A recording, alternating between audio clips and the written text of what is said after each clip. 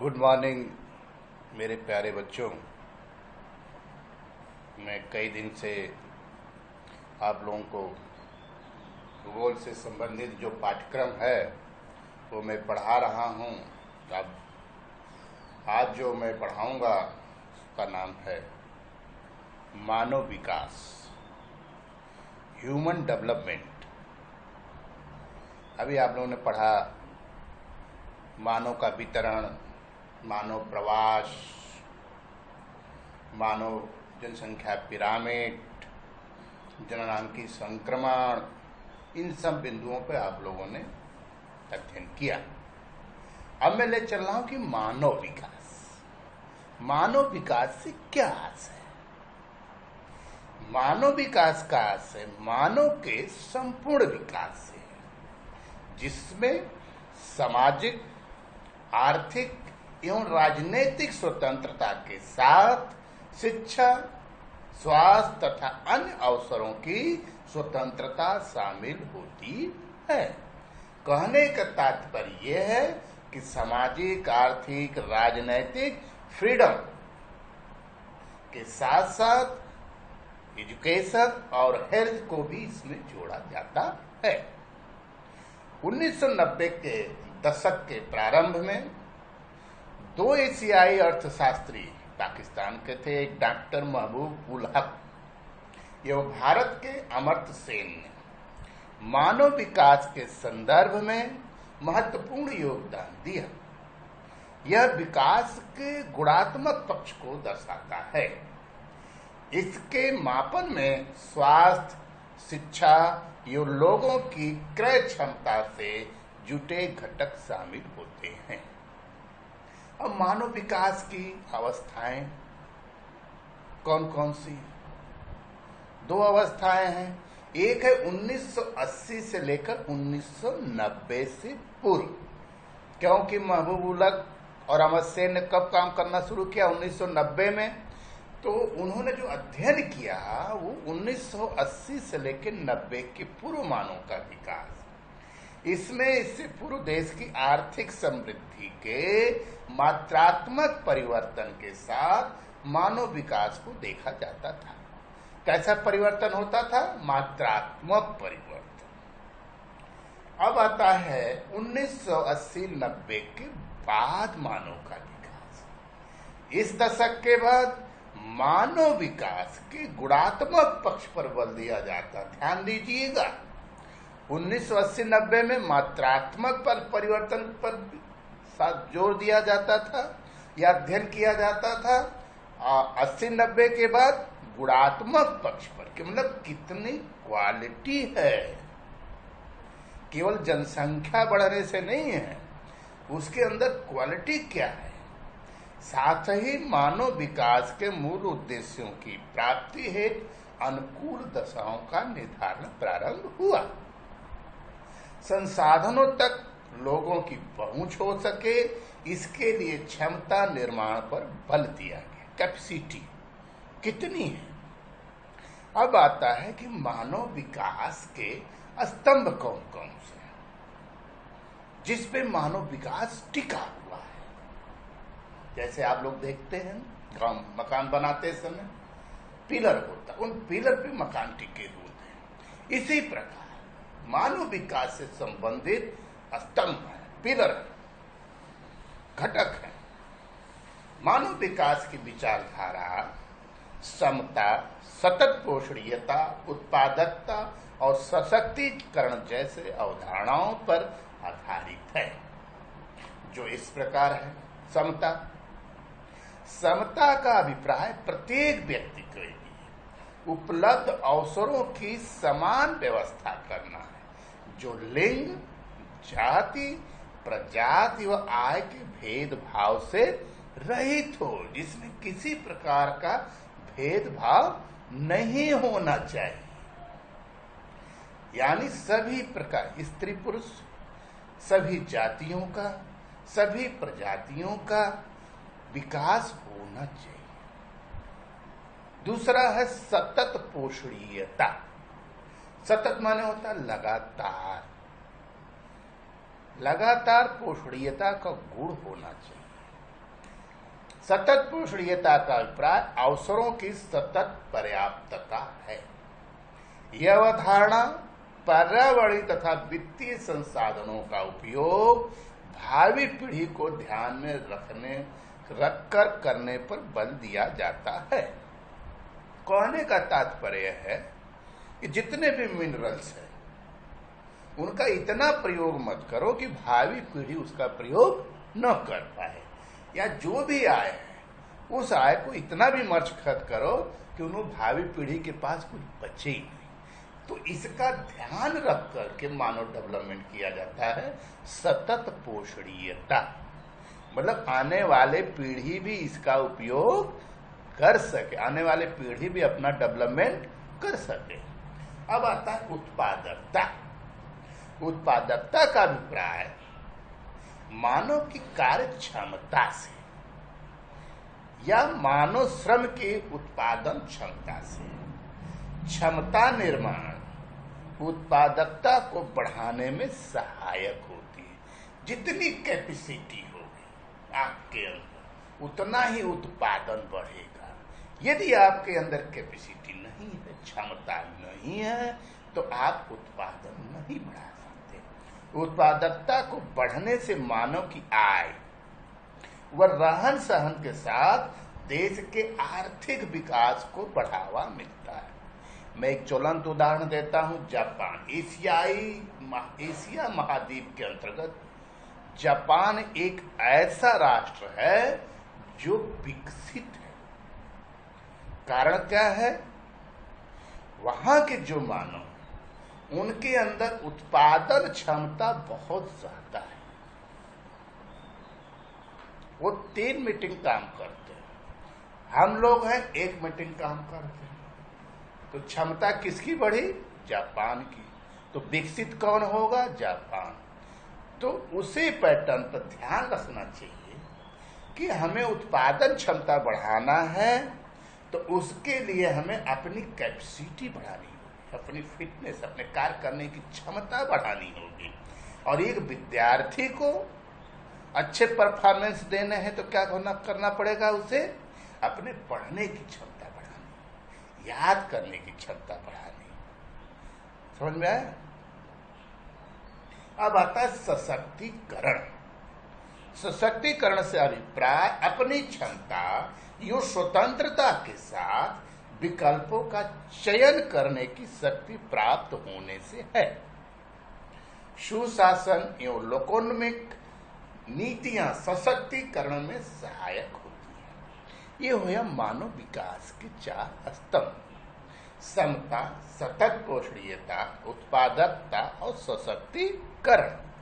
अब मैं ले चल रहा हूं मानव विकास के उपागम।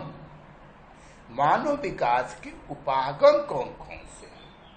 मानव विकास में आने वाली कमियों एवं समस्याओं को निम्न 4 उपागम: आय उपागम, कल्याण उपागम, आधारभूत आवश्यकता उपागम तथा क्षमता उपागम द्वारा समझा जाता है। आय उपागम क्या है? यह मानव विकास के सबसे प्राचीन उपागमों में से एक है। सबसे प्राचीन उपागम कौन है? आय उपागम। इसके अंतर्गत यह माना जाता है कि आय का स्तर उच्च होने से मानव विकास का भी स्तर उच्च होगा। आप लोगों ने गांव में देखा होगा कि गांव में जिसके घर में सब लोग सर्विस में है या खेती में अच्छी आमदनी होती है, उसका विकास ज्यादा होता है। अब आता है दूसरा कल्याण उपागम। इस उपागम में शिक्षा, स्वास्थ्य, सामाजिक सुरक्षा तथा कल्याण परक लक्ष्य शामिल होते हैं। क्या आता है कल्याण उपागम में? शिक्षा, स्वास्थ्य और सामाजिक सुरक्षा। इन पहलुओं का ध्यान दिया जाता है। इस उपागम के अंतर्गत लोगों को विकास में भागीदार बनाकर विकास के स्तर को ऊंचा किया जाना संभव होता है। अब तीसरा उपागम आता है आधारभूत आवश्यकता उपागम। यह उपागम अंतरराष्ट्रीय श्रम संगठन द्वारा प्रस्तावित है। ये किसके द्वारा प्रस्तावित है? अंतर्राष्ट्रीय श्रम संगठन के द्वारा प्रस्तावित है। इस उपागम में स्वास्थ्य, शिक्षा, इस पे जोड़ दिया गया। स्वास्थ्य शिक्षा के साथ साथ भोजन, जलापूर्ति, स्वच्छता और आवास जैसी मूलभूत आवश्यकताओं पर बल दिया गया। बेस, आधारभूत आवश्यकता उपागम। अब आता क्षमता उपागम। इस उपागम का संबंध प्रोफेसर अमर सेन की अवधारणा से अमर सेन ने क्षमता उपागम पर प्रकाश डाला था। उन्होंने कहा था जिसकी जितनी कैपेसिटी होगी उसका डेवलपमेंट उतना ही ज्यादा। इस उपागम के अंतर्गत संसाधनों तक पहुंच बनाने हेतु क्षमताओं का विकास माना गया। अब आपका आता है मानव विकास का मापन कैसे करेंगे, किन किन पहलुओं को देखेंगे कि कहेंगे कि मानव विकास या इस प्रदेश में हुआ है, या इस देश में हुआ है, या इस गांव में हुआ है। कौन कौन से पहलुओं पर आप नजर डालेंगे? तो मानव विकास को मानव विकास सूचकांक के रूप में मापा जाता है। मानव विकास को किसमें माना जाता है? मानव विकास सूचकांक, जिसमें विश्व के विभिन्न देशों की शिक्षा, स्वास्थ्य और संसाधनों तक लोगों की पहुंच के आधार पर क्रम प्रदान किया जाता है। प्रत्येक का भार 1/3 भारित होता है। इस सूचकांक में देशों का क्रम 0 से 1 के स्कोर के बीच आधारित होता है, जिसमें मानव विकास का स्तर 0 से 1 की ओर उच्चतम होता है। अब मानव विकास का मापन किस आधार पर किया जाता है? मानव विकास का मापन निम्न आधारों पर किया जाता है। नंबर 1 होता है स्वास्थ्य, दूसरा शिक्षा, तीसरा है संसाधनों तक लोगों की पहुंच। समझ में आया? स्वास्थ्य, शिक्षा, संसाधनों तक लोगों की। अब मैं ले चल रहा हूं कि मानव विकास सूचकांक क्या है। वर्ष 1990 में डॉक्टर महबूब ने मानव विकास सूचकांक को निर्मित किया था। मानव विकास सूचकांक कब निर्मित किया था? 1990 में। किसने निर्मित किया? डॉक्टर महबूब ने। कहाँ के रहने वाले हैं? पाकिस्तान के रहने वाले। विश्व स्तर पर बड़े या विकसित अर्थव्यवस्था वाले देशों की तुलना में, ध्यान दीजिएगा यहाँ पर, ऐसा नहीं कि पूरी विकसित अर्थव्यवस्था है तो आपका मानव विकास सूचकांक भी अच्छा है, ऐसा नहीं है।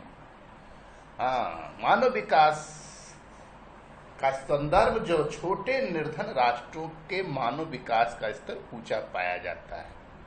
विकसित राष्ट्र जो है उनकी तुलना में ये देखा गया है कि जो निर्धन राष्ट्र है उनका भी मानव विकास सूचकांक उच्च पाया गया है। जैसे श्रीलंका। उच्च सूचकांक के अंतर्गत उन देशों को शामिल किया जाता है जिनका स्कोर 0.8 से ऊपर पाया जाता है। यह भी अति उच्च तथा अति सूचकांक को दिखाता है। इसके अंतर्गत अधिकांश यूरोपीय देश आते हैं जहां सामाजिक विविधता कम पाई जाती है। मध्यम मूल्य सूचकांक, इसके अंतर्गत उन देशों को शामिल किया जाता है जिनका मानव विकास 0.550 से 0.700 के मध्य होता है। अब आता है निम्न सूचकांक।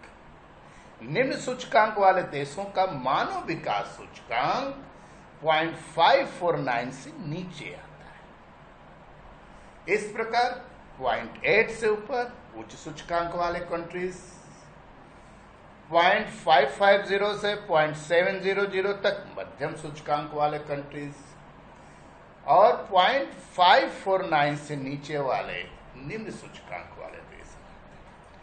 और सबसे हाई लेवल का सूचकांक जो है पूरे विश्व में वो नॉर्वे का है।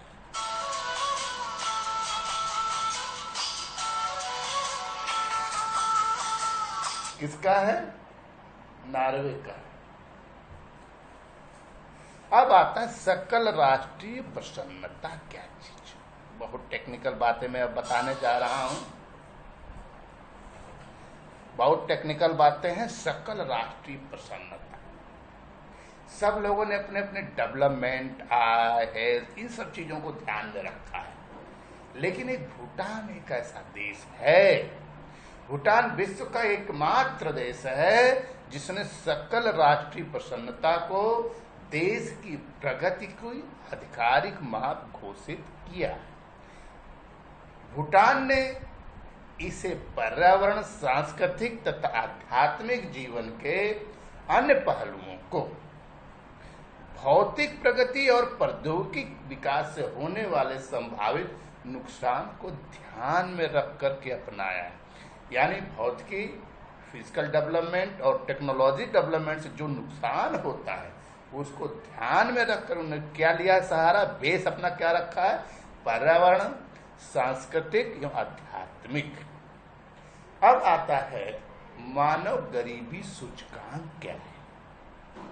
मानव गरीबी सूचकांक मानव विकास सूचकांक से संबंधित है। इसमें आय का मापन नहीं होता है। इसमें प्रौढ़ निरक्षरता दर, शुद्ध पेयजल से वंचित समूह, कम वजन वाले बच्चों की संख्या व 40 वर्ष तक जीवित न रहने वाले वर्गों को शामिल किया जाता है।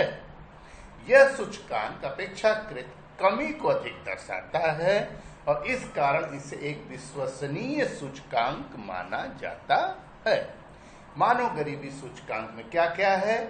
प्रौढ़ निरक्षरता दर, शुद्ध पेयजल से वंचित समूह, कम वजन वाले बच्चे और 40 वर्ष से कम जीवित रहने वाले वर्ग शामिल किया जाता है। तो इस प्रकार आज जो मैंने आपको बताया है, मानव विकास क्या है, मानव विकास किस देश का सबसे अधिक है, मानव विकास के स्तंभ या घटक क्या है, मानव विकास का उपागम क्या है, मानव विकास सूचकांक कितने प्रकार के होते हैं, सकल राष्ट्रीय प्रसन्नता क्या है, मानव गरीबी सूचकांक किसे कहते हैं, इन पहलुओं को मैंने अभी अभी बताया। सभी बच्चे ध्यानपूर्वक सारे पॉइंट्स अच्छे से स्टडी करें। वीडियो समझ में आती नहीं आती है तो दोबारा देखें और समझें और उसको मनन करें। और अपने जिस प्रकार मैंने बताया मानव विकास सूचकांक, उसी तरीके से थोड़ा सा अपने को परिमार्जित करें।